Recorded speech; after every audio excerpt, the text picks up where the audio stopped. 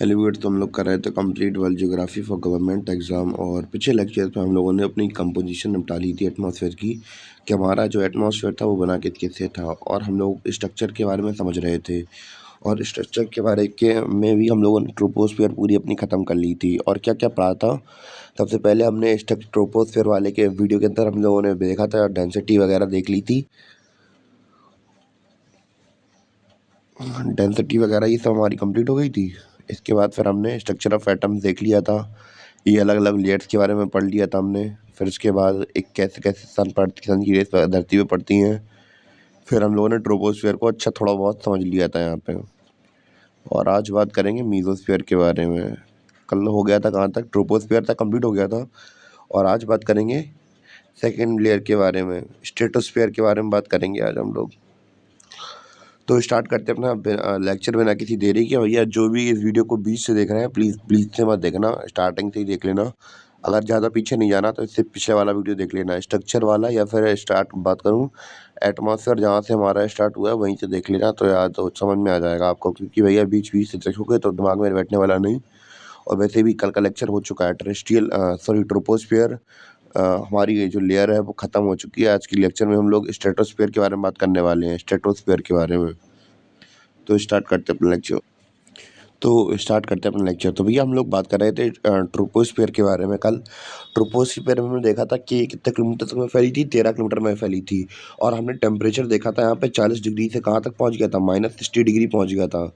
तो -60 डिग्री पहुँच गया जब, तो भैया एकदम से जैसे ही दूसरी लेयर में पहुँचेगा, तो भैया जो क्या लगता है कि टेम्परेचर बिल्कुल क्या एकदम कॉन्स्टेंटली एकदम चेंज हो जाएगा क्या? नहीं, नहीं चेंज होगा। तो यानी कि 7-8 किलोमीटर तक, यानी कि जहाँ तक ये -60 डिग्री था, इसके ऊपर 7-8 किलोमीटर तक जो जाएगा, तो भैया जो टेम्परेचर है वो कैसा रहेगा? कांस्टेंट रहेगा। यानी कि जो हमारी यहाँ पे आपको ट्रोपोपॉज़ से यहाँ पे लेयर दिख रही होगी, ट्रोपोपॉज़, तो भैया ये एक ऐसा एरिया होता है जहाँ पे टेम्परेचर कैसा रहेगा इसका? कांस्टेंट रहेगा। यानी कि ये 7-8 किलोमीटर तक हमारा टेम्परेचर कैसा रहेगा? 60 डिग्री तक रहेगा। और इस लेयर को क्या कह देंगे? ट्रोपोस्फियर कह देंगे। क्या कह देंगे? ट्रोपोस्फियर कह देंगे। इतना क्लियर हुआ? सॉरी, ट्रोपोस्फियर नहीं, ट्रोपोपॉज़ कह देंगे इस लेयर को। जहाँ पे ये जो हमारा टेम्परेचर 7-8 किलोमीटर तक कांस्टेंट है, इसे ट्रोपोपॉज़ कह देंगे। क्या कह देंगे? ट्रोपोपॉज़ कह देंगे, ट्रोपोपॉज़ कह देंगे इसे। इतना ट्रोपोपॉज़ समझ में आया आप लोगों को? अब ट्रोपोपॉज़ के बाद बात करेंगे हम लोग किसकी? ओज़ोन लेयर की। तो जो हम लोग बात कर रहे हैं, यहाँ पे आपको लाल रंग से लाइन दिख रही होगी, 35 किलोमीटर से लेकर 50 किलोमीटर। तो भैया ये क्या है? यही है भैया ओज़ोन लेयर हमारी। अरे भैया भाई साहब, बहुत काम की लेयर है ये नहीं हो तो आप लोग निपट जाएँ, समझ लीजिए। तो भैया ये क्या करती है? ये क्या करती है? ये जो ऊपर सन से अल्ट्रा वायलेट रेज़ आती हैं, क्या आती हैं? अल्ट्रा वायलेट रेज़, यानी कि पराबैंगनी किरणें, तो बहुत ज़्यादा हार्मफुल होती हैं, बहुत ज़्यादा हार्मफुल होती हैं। और अगर आपके शरीर के ऊपर पड़ जाएँ ये, मान चलिए कि आपकी बॉडी के ऊपर पड़ जाएँ ये, तो आपको स्किन कैंसर तक कॉज़ कर सकती हैं ये। तो भैया अगर ये आप निकल आएँगे ना, तो आप लोग घर से बाहर नहीं निकल पाएँगे, इतनी खतरनाक होती हैं यूवी रेज़। तो भैया ये क्या करती है, जो ओज़ोन लेयर होती है, ये यूवी रेज़ को क्या कर लेती है? ऑब्ज़र्व कर लेती है अपने अंदर। और ये कहाँ से कहाँ तक पाई जाती है? ये 35 किलोमीटर से लेकर 50 किलोमीटर तक पाई जाती है। इतना क्लियर हुआ या नहीं? और भैया दूसरी बात ये है कि भैया जो हमारी ओजोन लेयर है, ये क्या करती है? ये हमने जैसे कि कहा कि भैया यूवी रेज़ को अपने अंदर ऑब्ज़र्व कर लेती है। और बात की जाए भैया, इसका डिप्लीशन हमें बहुत ज़्यादा देखने को मिला है। क्यों? क्योंकि भैया हम लोग क्लोरोफ्लोरोकार्बन बहुत ज़्यादा इस्तेमाल करते हैं, जो कि रेफ्रिजरेटर वगैरह में गैसेज़ वगैरह निकलती हैं। तो भैया इससे इसका डिप्लीशन हो रहा है। तो भैया आप लोगों ने बचपन से सुना होगा कि भैया हमारी ओजोन लेयर कैसी हो रही है? डिप्लीट हो रही है, यानी कि ख़त्म हो रही है। अगर ये ख़त्म हो गई तो बहुत अच्छा नहीं होगा हमारे लिए। तो भैया जैसा कि मैंने आपको कहा था कि भैया जो हमारी ओज़ोन लेयर है, ये ओज़ोन लेयर क्या कर रही है? एब्ज़ॉर्ब कर रही है हीट को। जब ये हीट को ऑब्ज़र्व करेगी, तो भैया जब कोई चीज़ गर्म होती है, तो भैया तो फिर आप अपने आस-पास गर्म चीज़ें छोड़ेंगे नहीं। मान चलिए कि आपने तवा गरम करने के बाद 1 घंटे तक छोड़ दिया उसे गैस पर। जब आप गैस बंद करेंगे, तो भैया तवा के ऊपर आप हाथ मतलब हाथ भी टच नहीं करेंगे, उसके ऊपर हाथ फेर देंगे, यानी बिना टच करे ऊपर हाथ ही घुमाएँगे उसके, तो भैया आपको हाथ गरम हो जाएगा। तो उसी प्रकार जो हमारी ओज़ोन लेयर है वो कैसी हो जाएगी? बहुत ज़्यादा गर्म हो जाएगी। और जब जब वो गर्म होगी हमारी ओज़ोन लेयर, तो ये अपने आस-पास के एरिया के अंदर उसको टेम्परेचर वो कम करेगी या घटा देगी? तो भैया ये क्या करेगी? टेम्परेचर बढ़ा देगी। तो आप लोग यहाँ पे देख रहे हैं ट्रोपोस्फियर पर कि हमारा जो टेम्परेचर था कितना 60 डिग्री तक चला गया था। ट्रोपोपॉज़ में। पर हम लोग बात करें जैसे ही ओज़ोन लेयर गर्म होगी तो ये अपने आस-पास के टेम्परेचर को कैसा करेगी? बढ़ा देगी। तो आप लोग देख रहे हैं यहाँ पे हमें टेम्परेचर इंक्रीज़ देखने को मिल रहा है। कहाँ तक चला जा रहा है? 0 डिग्री सेंटीग्रेड तक चला जा रहा है। इतना क्लियर हुआ या नहीं हुआ? अगर हुआ तो बताइए?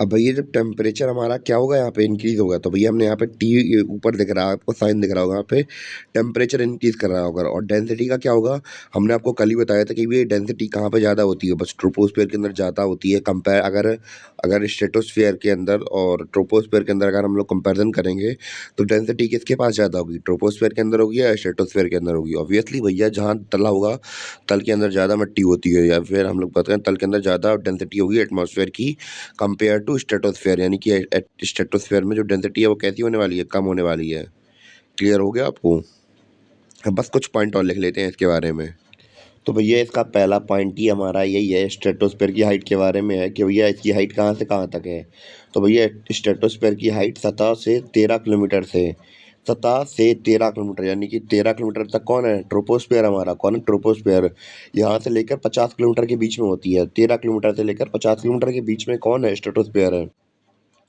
और इसी परत में ओजोन लेयर यानी कि O3 गैस की परत होती है क्या होती है इसी लेयर की इसी लेयर के अंदर O3 गैस होती है इसी लेयर के अंदर O3 गैस होती है जो कि हमें यूवी रेस से बचाती है किससे बचाती है यूवी रेस यानी कि अल्ट्रा वायलेट रेस से बचाती है किससे बचाती है अल्ट्रा वायलेट रेस से बचाती है पॉइंट क्लियर हुआ या नहीं हुआ पॉइंट क्लियर हुआ या नहीं हुआ भैया 2 बार बोल दिया मैंने तो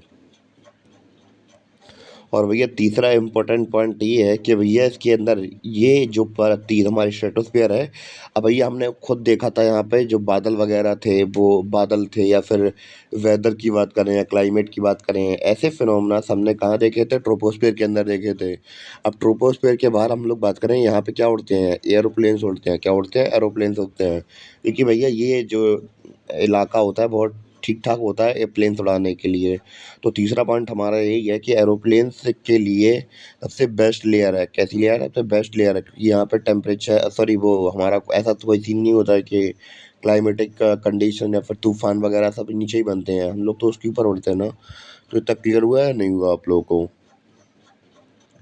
और हम लोग बात करें कि भैया यहाँ पे ट्रोपोस्फेयर के अंदर और क्या-क्या समस्या है कि भैया जो हमारे प्लेन्स नहीं उड़ पाते हैं, वो और समझ लेते हैं थोड़ा बहुत।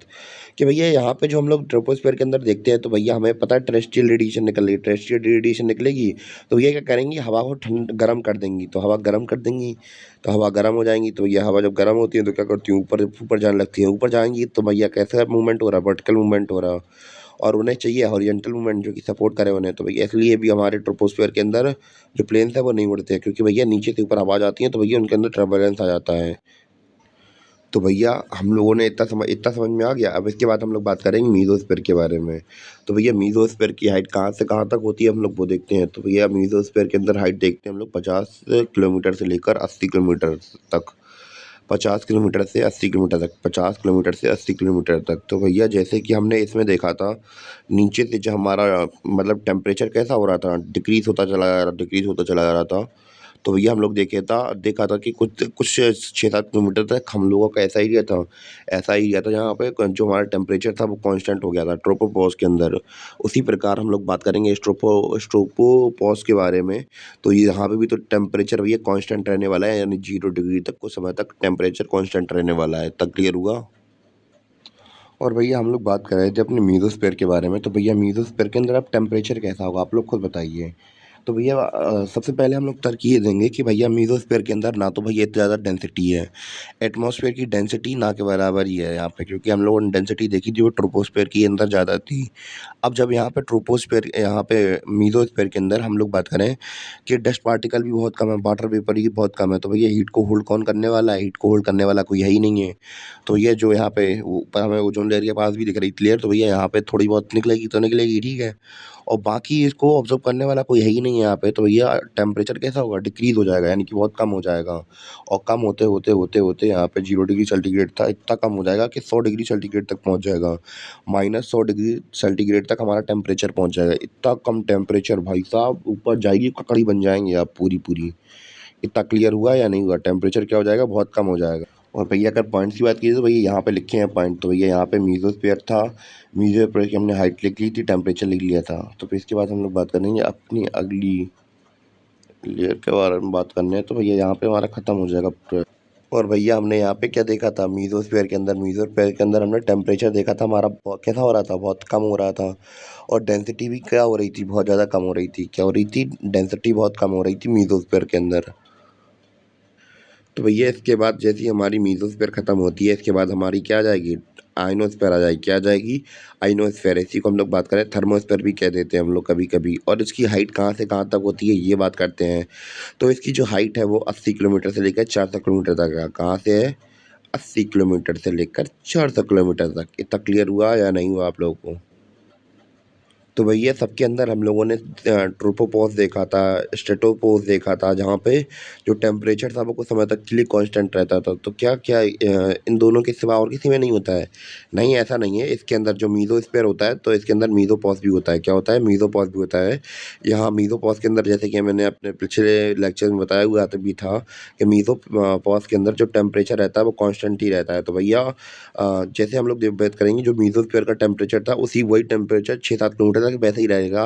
कहाँ पे, मीज़ोपॉज़ के अंदर कितना टेम्परेचर रहेगा, 100 डिग्री सेंटीग्रेड तो वहाँ पे रहने वाला है 6-7 किलोमीटर तक। फिर उसके बाद ही भले ही चाहे टेम्परेचर चेंज हो जाए पर मीज़ोपॉज़ में उतना ही रहने वाला है जितना कि मीज़ोस्फीयर में था। तो भैया आपने आयन्स के बारे में सुना होगा फिजिक्स की किताब में स्कूल के टाइम पे। तो भैया वहाँ पे जो हमारे आयन्स होते हैं वो क्या होते थे। तो भैया आयन्स क्या होते हैं, इलेक्ट्रिकली चार्ज पार्टिकल्स होते हैं। क्या होते हैं, इलेक्ट्रिकली चार्ज पार्टिकल्स होते हैं। इसीलिए इसको क्या कह दिया हम लोगों ने, आयनोस्फीयर कह दिया। यहाँ पे आयन्स पाए जाते हैं हाई। तो भैया यहाँ पे आयन्स कहाँ से आए, अब हम लोग इसको समझने की कोशिश करेंगे कि भैया इस वाली लेयर के अंदर आयनोस्फीयर से इसलिए कह दिया क्योंकि भैया यहाँ पे आयन्स दिख रहे थे। तो आयन्स आए कहाँ से। तो सबसे पहले हम लोग बात करते हैं कि भैया इतनी ऊंची लेयर पर भैया हवा कौन सी होगी, भारी हवा होंगी या फिर हल्की हवा होंगी। तो भैया ऑब्वियस सी बात है, हल्की हवा इतने ऊपर ही उड़ रही होंगी। तो भैया हल्की हवा कौन कौन सी होती है, हाइड्रोजन और हीलियम यहाँ पे उड़ रही होती है। ठीक है, तो भैया हाइड्रोजन हीलियम उड़ रही होती है। तो भैया जो हमारा सन है वो भारी गैसेस का तो कुछ नहीं कर पाता, पर जो हल्की गैसेस होती हैं उनकी ऐसी कम वैसी कर देता है। तो भैया ऐसी कम वैसी करने के बाद इनकी जो हम लोग बात करें, हमें पता है इलेक्ट्रॉन्स, प्रोटॉन्स वगैरह, न्यूट्रॉन सब कुछ इसके अंदर होते हैं हमारे हाइड्रोजन हीलियम के अंदर। तो भैया जी कॉस्मिक एनर्जी आती है सन से, क्या हुई, कॉस्मिक एनर्जी आई, इससे इससे क्या कर दिया, इसके इलेक्ट्रॉन्स बाहर निकाल दिए और यहाँ पे सब जगह बिखरा दिए। तो भैया यहाँ पे प्लस आयंस माइनस आयंस, तो ये सब आयंस यहाँ पे बिखर जाते हैं इन लोगों के। वो भी क्यों, हीट के कारण, कि भैया ऐसे ही हीट मिल गई। और हमें पता है कि अगर किसी भी इलेक्ट्रॉन्स के एटम किसी भी एटम के अंदर अगर किसी भी अमाउंट में हीट दो तो भैया उसके इलेक्ट्रॉन्स बाहर आ जाते हैं। भैया यहाँ पे कॉस्मिक एनर्जी इतनी हार्ड थी कि भैया उसने यहाँ के जो एटम्स इलेक्ट्रॉन्स है उसे फ्री करवा दिया। तो ये सब जगह यहाँ पर भटकने लगते हैं यहाँ पे। तो भैया हमने देखा कि यहाँ पे इलेक्ट्रॉन्स हमारे या प्रोटॉन्स जैसी फ्रीली वो जब मूव कर रहे हैं यहाँ पे, तो ये क्या करेंगे, जब कोलाइड करेंगे तो गर्मी प्रोड्यूस नहीं करेंगे। तो भैया ऑब्वियसली बात है गर्मी प्रोड्यूस करेंगे, कोलाइड करेंगे तो गर्मी प्रोड्यूस जरूर करेंगे। तो भैया आप लोग यहाँ पे देख रहे हैं ट्रोपोपॉज़ के अंदर हमारा टेम्परेचर कितना था, -100 डिग्री सेंटीग्रेड तक पहुँच गया था। पर जैसे ही हम लोग बात करें कि यहाँ पे आएंगे तो भैया यहाँ पे टेम्परेचर कैसा होगा, एकदम से बम्पर तौर पर हमारा टेम्परेचर कैसा होगा, इंक्रीज हो जाएगा। यानी कि हम लोग यहाँ पे देखेंगे, यहाँ पे क्या देखेंगे, टेम्परेचर हमारा इंक्रीज़ होगा और डेंसिटी कैसी हो जाएगी, डिक्रीज़ हो जाएगी। तो डेंसिटी इंक्रीज़ केवल हमारी ट्रोपोस्फीयर के अंदर ही होगी। क्यों, क्योंकि भैया यहाँ पे सबसे ज़्यादा डेंसिटी पाई जाती है। और यहाँ पे क्या हो गया, आइनोस्फीयर के अंदर टेम्परेचर हमारा बढ़ जाएगा और डेंसिटी कैसी हो जाएगी, डिक्रीज़ हो जाएगी। इतना क्लियर हुआ या नहीं हुआ। और क्यों हो रहा है टेम्परेचर इंक्रीज, भैया आयंस कोलाइड कर रहे हैं, हमारे पॉजिटिव आयंस और नेगेटिव आयंस। तो ये इतना क्लियर हुआ या नहीं क्लियर हुआ। तो भैया अब हमारा बस एक कॉन्सेप्ट और बचा है भैया, सैटेलाइट्स वगैरह का। तो भैया सैटेलाइट्स हमें पता है कि क्या होती हैं, कि हमें अर्थ के बारे में बहुत सारी इन्फॉर्मेशन देती हैं, बहुत सारी चीज़ें प्रोवाइड कराती हैं हमारी सैटेलाइट। जैसे कि आपको पता होगा इसे हम लोग उपग्रह भी बोलते हैं। तो भैया हमारी जो सैटेलाइट है तो वो क्या करती है, हमारे अर्थ के बारे में इन्फॉर्मेशन भेजती है। तो भैया ये इसने इन्फॉर्मेशन भेजी और यहाँ पे आके रुक गई वो, क्यों, क्योंकि यहाँ पे आयन प्रेजेंट थे। तो भैया हम लोग क्या करते हैं, यहाँ पे कोई टीवी स्टेशन होता है तो भैया हम लोग यहाँ से रेडियो एक्टिव वेव्स भेजते हैं। ये भी यहाँ से रेडियो एक्टिव वेव भेज रही हैं और ये भी यहाँ से रेडियो एक्टिव वेव्स भेज रहे हैं। तो भैया ये वेव्स की फॉर्म में रेडियो एक्टिव जो सैटेलाइट होती है वो वेव्स की फॉर्म में अपनी इन्फॉर्मेशन भेजती हैं। तो भैया और ये मतलब रेडियो एक्टिव वेव्स भेज रही हैं यहाँ पे, और यहाँ से हम लोगों ने रेडियो एक्टिव वेव्स नीचे से हमने भी भेजी। तो भैया ये पहुँची, यहाँ पहुँची, कहाँ तक पहुँच गई, आयनोस्फीयर तक पहुँच गई। और इसको जो रेडियो एक्टिव वेव्स थी बोली, और कहाँ पे, ये आपका घर है और घर में केबल जहाँ पे आपकी टीवी कनेक्टेड है उसके पास भेज दिया। तो ऐसे करके हमारे यहाँ पे सैटेलाइट काम करती हैं यहाँ पे। इतना क्लियर हुआ या नहीं हुआ। तो भैया यहाँ पे लिखे हैं इसके किनारे पॉइंट्स आप किसके, आयनोस्फीयर के। तो भैया सबसे पहला पॉइंट क्या है आयनोस्फीयर का, कि भैया यहाँ पे टेम्परेचर कैसा रहता है, सॉरी इसकी जो हाइट है वो कहाँ से कहाँ तक, सतह कहाँ से कहाँ तक है, 80 किलोमीटर से लेकर 400 किलोमीटर तक। और दूसरा पॉइंट क्या है, इसमें इलेक्ट्रिकली चार्ज पार्टिकल्स होते हैं जिन्हें हम लोग आयंस कहते हैं। इसी इसी इन्हीं हाईली चार्ज पार्टिकल्स आयंस की वजह से हम लोग इसे क्या कह देते हैं, आयनोस्फीयर कह देते हैं, या फिर थर्मोस्फीयर भी कह देते हैं। बहुत गर्मी होती है ना यहाँ पे। और तीसरा पॉइंट ये है कि पृथ्वी से भेजी गई रेडियो वेव्स, तो हम लोगों ने यहाँ पे बात की थी अभी, रेडियो वेव्स के बारे में बात की थी। रेडियो वेव लेयर से रिफ्लेक्ट होकर, तो यहाँ पे लेयर से रिफ्लेक्ट होकर वापस पृथ्वी पर आ जाती हैं। तो भैया इसी की बात चल रही थी, यहाँ से हमने रेडियो एक्टिव वेव्स भेजी थी यहाँ पे, और ये यहाँ पर टकराई, और ये भैया टकरा के वापस आ गई। तो इस प्रकार हम लोगों ने तीसरा पॉइंट भी लिख लिया। तो भैया समझ में आया या नहीं आया समझ में? अगर कहीं भी डाउट लग रहा हो तो भैया बेझिझक होके कमेंट करिए और बताइए, हाँ सर यहाँ पे प्रॉब्लम है, यहाँ पे प्रॉब्लम है। तो भैया मैं अगर हो सका तो भैया आपके कमेंट करने की, रिप्लाई करने की कोशिश करूँगा, नहीं तो बता दूंगा कि हाँ ये प्रॉब्लम है, या फिर इसे ऐसे सॉल्व करना है। तो भैया सबसे इसके बाद में हम सबसे लास्ट में पढ़ेंगे अपने एग्जोस्फीयर के बारे में। तो भैया एग्जोस्फीयर के बारे में तो आपको इसकी हाइट तो एवरेज पता ही है। इसकी हाइट कहाँ से कहाँ तक थी, हमने बात की थी 400 किलोमीटर से 10,000 किलोमीटर तक। इतना क्लियर है एग्जोस्फीयर के बारे में। और भैया ये आखिरी लेयर ही है हमारे एटमॉस्फेयर की।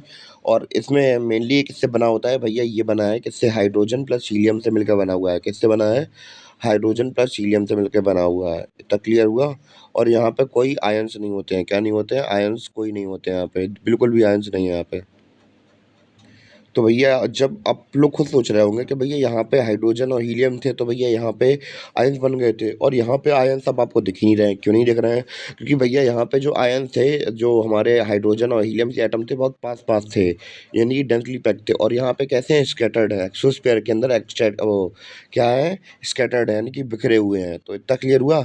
अब जब बिखरे हुए हैं तो भैया ये कॉस्मिक की चपेट में आ नहीं पाएंगे, तो भैया आयंस हमारे जो क्या होंगे, इलेक्ट्रॉन, अब कोई आयंस फ्लो नहीं करेंगे यहाँ पे।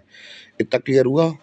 और हम लोग बात करें, जैसा कि हमने यहाँ पे नीचे देखा था, ट्रोपोस्फियर के अंदर हमारा ट्रोपोपॉज था, स्ट्रेटोस्फियर के अंदर स्ट्रोपोपॉज था, मीजोस्फियर के अंदर मीजोस्फियर था। पर हम लोग बात करें अब एक्सोस्फियर के अंदर, आयनोस्फियर, आयनोपॉज जैसी नाम की कोई चीज़ नहीं होती है। यहाँ पे जो हमारा टेम्परेचर होगा, जैसे ही इस लेयर के अंदर आएगा, तो वो भैया टेम्परेचर अपना इंक्रीज करते ही चला जाएगा, इंक्रीज करते ही चला जाएगा, करते ही चला जाएगा, और बढ़ते ही चला जाएगा।